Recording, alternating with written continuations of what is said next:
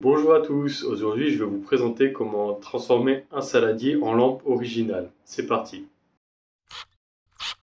Alors, on va prendre cet abat-jour qui était auparavant un panier à fruits que j'ai acheté au marché. Il y avait des petites boules qui servaient de pied ici. On mettait des fruits dedans. J'ai vu qu'il y avait un trou ici. J'ai disqué ce qui dépassait pour pouvoir faire en sorte qu'une douille passe là-dedans. Et ça va me servir d'abat-jour. D'abat-jour qui va me servir pour un lampadaire.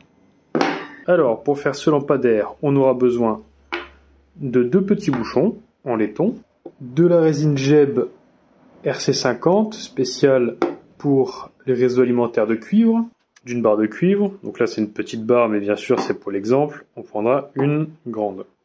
D'un thé pour accorder mon lampadaire à mon lustre, du câble électrique de brin, enfin multi-brin mais avec 2 couleurs, vous avez compris, un peu plus long mais pareil c'est pour l'exemple, parce qu'on va passer dans mon tuyau en cuivre avec ça.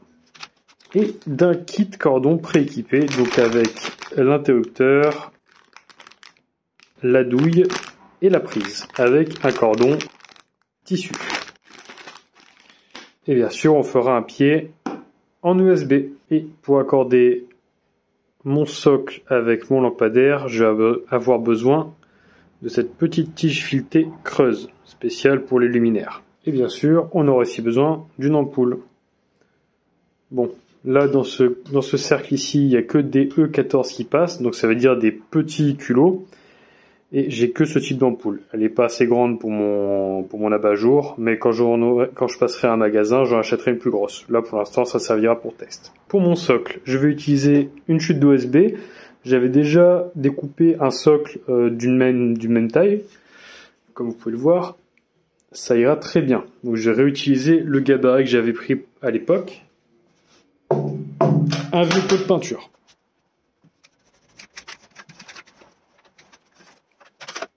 La dernière fois que j'avais voulu faire un socle, je m'étais trompé de lame et j'avais pris une lame avec les dents qui allaient de l'autre sens. Ça veut dire qu'en fait, il y a mon bois qui éclatait au niveau de ma marque. Donc là, j'ai pris la bonne lame, ça va éclater de l'autre côté normalement, comme ça je vais avoir ma marque qui va être préservée pour ensuite après poncer mon cercle.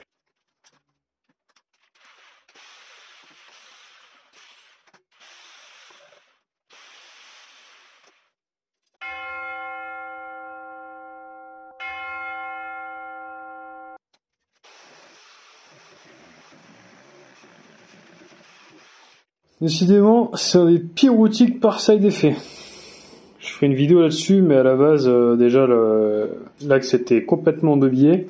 Elle tremble énormément. L'éjection de l'air pour refroidir le moteur, elle se fait directement dans la tête. Enfin, c'est très très désagréable. Elle vibre beaucoup, beaucoup de bruit.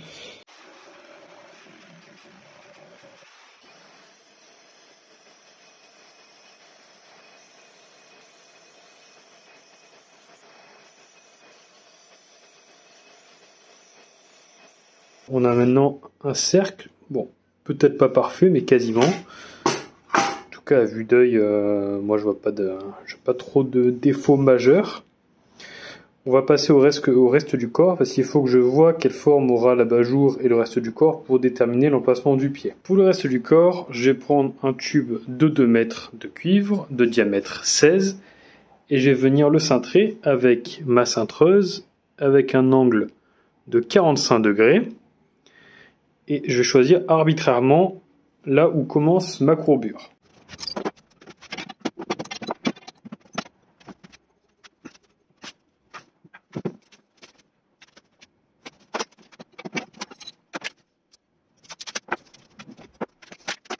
Alors là, comme je vous l'ai dit maintenant, c'est juste une question de goût, à savoir où est-ce que je vais positionner mon abat-jour par rapport à cet axe. J'ai pas envie de le faire trop éloigné, ni trop rapproché.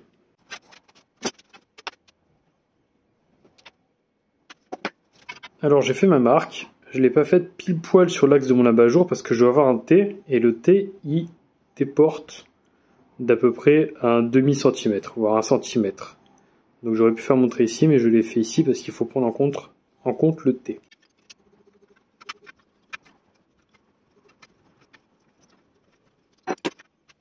Alors bien sûr, on n'oublie pas d'ébavurer cette partie parce qu'on va faire passer un câble. Et ça, si j'y vais un peu trop fort avec mon doigt, je peux me couper très très facilement. Du coup, on va se servir de ce petit outil pour ébavurer. Voilà. Là, vous voyez, je peux passer mon doigt sans souci. Maintenant que j'ai ma courbure, j'ai pu déterminer et marquer de manière grossière l'emplacement de mon axe, là où va venir traverser le tube pour se fixer au support.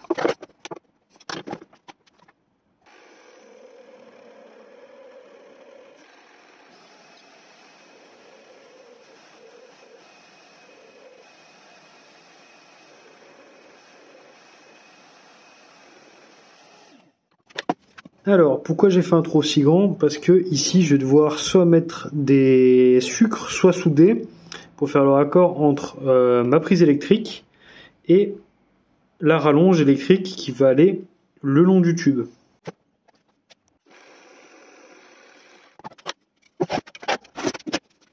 Alors, maintenant, je vais venir tarauder mon bois et ça me servira de contre-écrou naturel pour quand je ferai passer ma tige filetée percée. C'est pour tarauder du métal, mais le bois ça marche très bien, surtout sur l'USB, c'est pas du bois très dur, ça va très bien.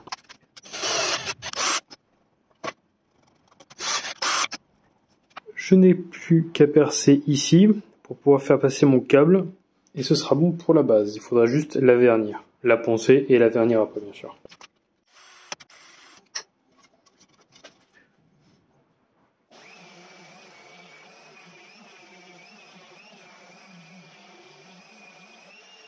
En attendant que mon socle sèche, il faut que je perce et que je taraude ce petit bouchon.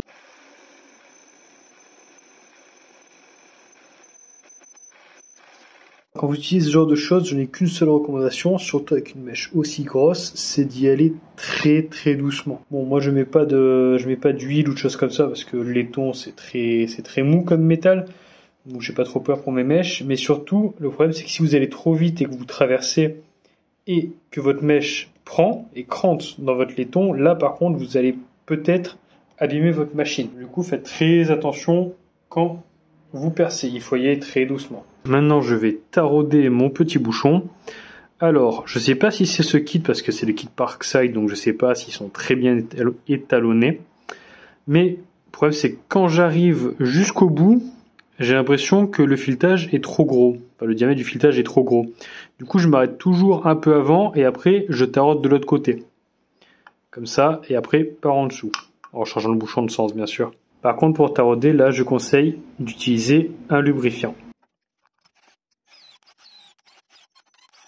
Maintenant, on va s'occuper de désassembler ça. Donc, on a juste à dévisser les bagues.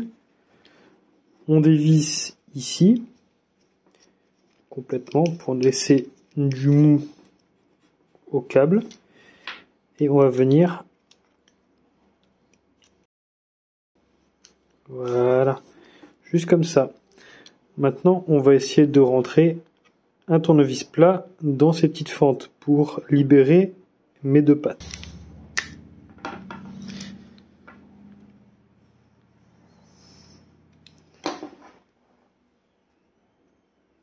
Là, on va venir récupérer notre câble. Et c'est cette petite partie qui nous intéresse. Du coup, on va venir dévisser la vis qu'il y en a ici.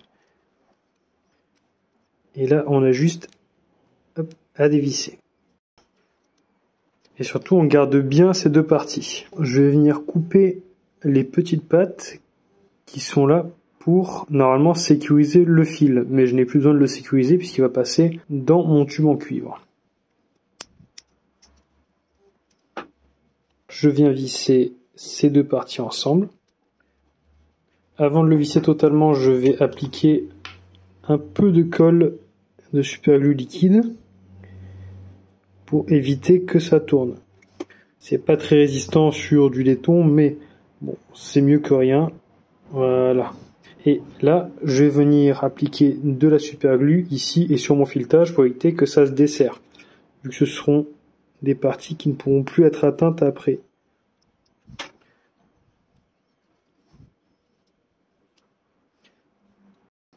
Donc ça, c'est là où on va essayer le cul de notre douille.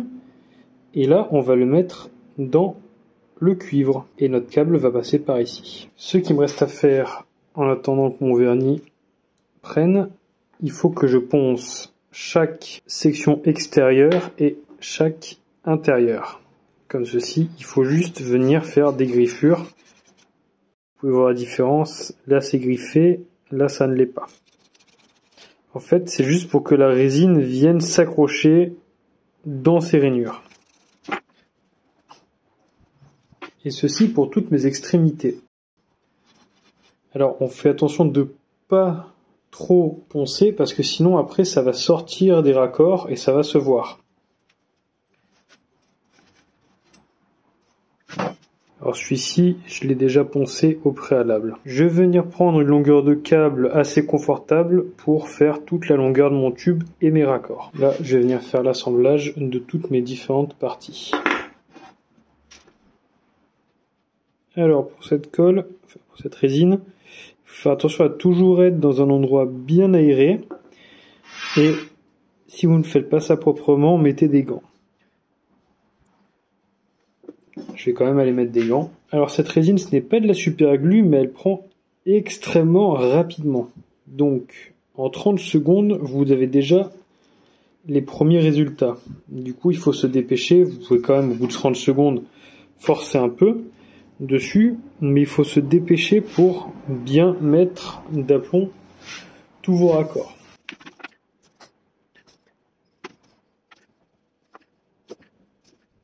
Vous voyez, quand je vous avais dit tout à l'heure qu'il fallait enlever les pattes dedans, c'est pour pouvoir faire passer le câble sans souci.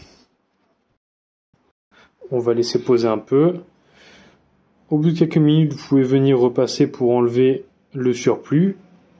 Et je vous conseille des lingettes désinfectantes pour pouvoir vraiment enlever tous les résidus qui auraient pu se déposer. Mon socle est prêt.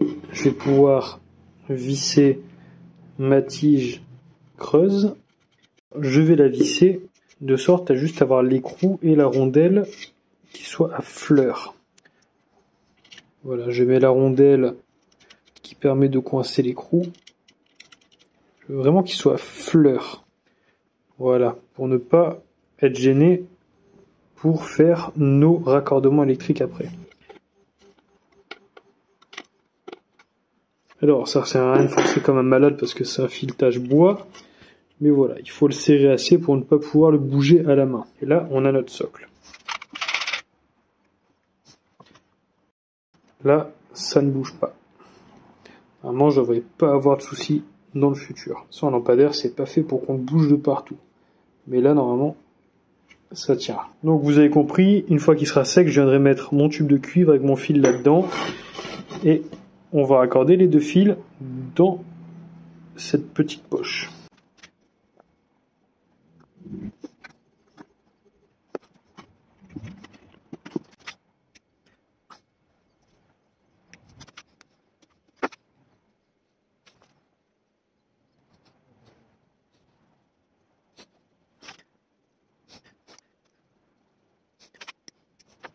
On vient reprendre notre petite douille qu'on avait au départ.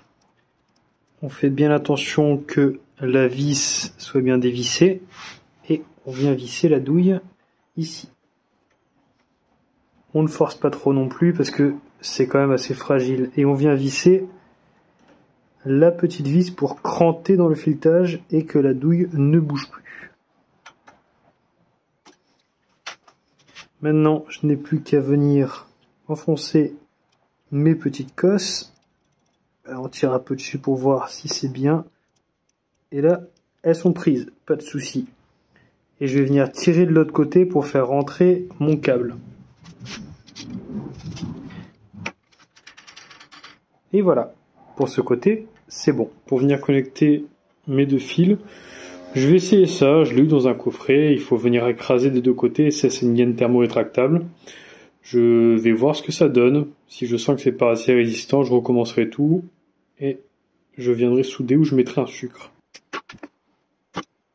Je pense que je vais mettre un sucre. Alors, par sécurité, je vais mettre un petit risselant ici pour pas que mon câble partent en arrière. Si jamais quelqu'un marche dessus en essayant de le transporter, il y a des risques pour qu'il arrache les dominos. Et ça, on veut pas. Voilà. Vous voyez, ici, j'ai mon fil qui est un peu à nu, du coup, je vais le revisser. Et voilà. On peut venir mettre un petit cache par-dessus. Généralement, moi, ce que je fais, c'est je découpe un carré de mousse qu'on met sous les canapés ou sous les chaises pour pas que ça... Enfin, un carré de patin qu'on met sous les canapés, sous les chaises pour pas que ça frotte sur le carrelage et que ça fasse du bruit. Là, je vais venir le cacher avec ça. Et là, mon fil, il ne sortira pas. Donc, il est sécurisé.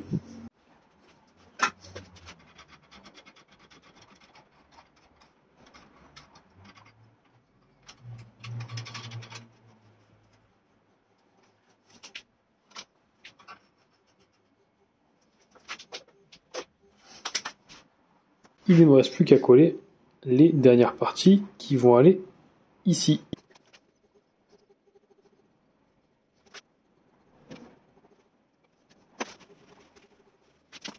Voilà à peu près le résultat final. Bon, je vous avoue que là, vu de loin, si quelque chose avait été à refaire, j'aurais dit le pied faire un peu plus gros. Mais bon, c'est pas très dérangeant. Et puis celle-ci, elle va aller chez moi. Bon alors, à ce point-là de la vidéo, je pense que vous avez vu que la lampe que j'ai présentée sur la miniature, c'est pas la même que celle que je suis en train de réaliser. C'est parce que j'ai rencontré deux problèmes. Je vais vous montrer ce que c'est. Le premier problème, c'est mon pied. Le taraudage était mal passé, du coup le filetage était un peu trop grand et mon pied bougeait par rapport à la lampe. Du coup ça n'allait pas, je l'ai repris. Et le deuxième problème, c'était que mon abat-jour était un peu trop lourd pour la douille qui était en plastique. Du coup, j'ai changé l'abat-jour et j'ai changé la douille. Je suis passé d'une E14 à une E27, comme vous pouvez le voir sur les photos. Bon, cette vidéo est maintenant terminée, j'espère qu'elle vous a plu. Si c'est le cas, n'hésitez pas à liker, commenter, partager. Si vous savez pas quoi commenter, mettez juste un emoji, ça m'aiderait beaucoup. 1, 2. Bonjour à tous, aujourd'hui je vais vous présenter comment transformer un saladier. C'est dingue.